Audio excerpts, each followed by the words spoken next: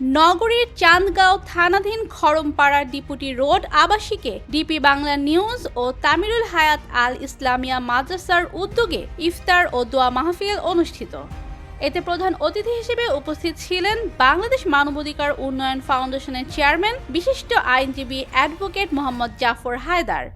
উদ্বোধক হিসেবে উপস্থিত ছিলেন চট্টগ্রাম দক্ষিণ জেলা যুবদলের সদস্য সচিব পদপ্রার্থী সাবেক তুখোর ছাত্রনেতা চট্টগ্রাম প্রেস ক্লাবের সদস্য সাংবাদিক এম হান্নান রহিম তালুকদার। প্রধান বক্তা হিসেবে উপস্থিত ছিলেন তামিরুল হায়াত আল ইসলামিয়া মাদ্রাসার পরিচালক মাওলানা আবু সাইদ দিদার।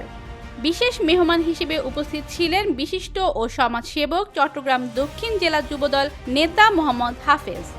বিশেষ অতিথি হিসেবে উপস্থিত ছিলেন বেসরকারি বিশ্ববিদ্যালয় ছাত্র দলের সহসভাপতি মোহাম্মদ ইসমাইল হোসেন মানিক, চৌকস police officer SI Mohammad Shawkat Osman, Chattogram দক্ষিণ জেলা তাঁতি দলের সিনিয়র যুগ্ম আহ্বায়ক মোহাম্মদ জসিমউদ্দিন, বদ্রেরহাট ইয়াসিন হাজীবাড়ির বিশিষ্ট সমাজসেবক আলহাজ মোহাম্মদ সেকান্দার। এ সময় আরও উপস্থিত ছিলেন সাংবাদিক মোহাম্মদ কামাল উদ্দিন, সাংবাদিক মোহাম্মদ সাইদুল করিম, সাংবাদিক আবু সাইদ, সাংবাদিক সাইফুল ইসলাম, সাংবাদিক রাহাত ইসলাম, সাংবাদিক জসিমউদ্দিন, সাংবাদিক অরূপ চন্দ্র প্রমুখ। উক্ত ইফতার ও দোয়া মাহফিলের সভাপতিত্ব করেন তামিরুল হায়াত আল ইসলামিয়া মাদ্রাসার প্রধান উপদেষ্টা ও দৈনিক গণতদন্ত পত্রিকা চট্টগ্রাম ব্যুরো প্রধান সাংবাদিক মোহাম্মদ ফারুক আহমদ।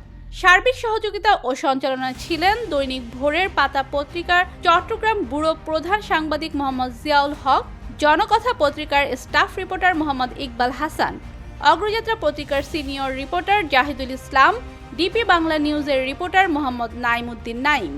পবিত্র রমজান মাসেও ইসরায়েল ফিলিস্তিনের ওপর যে হত্যাযজ্ঞ চালাচ্ছে, এই বর্বরতার বিরুদ্ধে আন্তর্জাতিকভাবে নিষেধাজ্ঞা আরোপে জাতিসংঘ ও আইসিসি সহ মুসলিম বিশ্বকে এগিয়ে আসার আহ্বান সহ আন্তর্জাতিক মহলের হস্তক্ষেপ কামনা করে বক্তব্য রাখেন প্রধান অতিথি বাংলাদেশ মানবাধিকার উন্নয়ন ফাউন্ডেশনের চেয়ারম্যান অ্যাডভোকেট মোহাম্মদ জাফর হায়দার।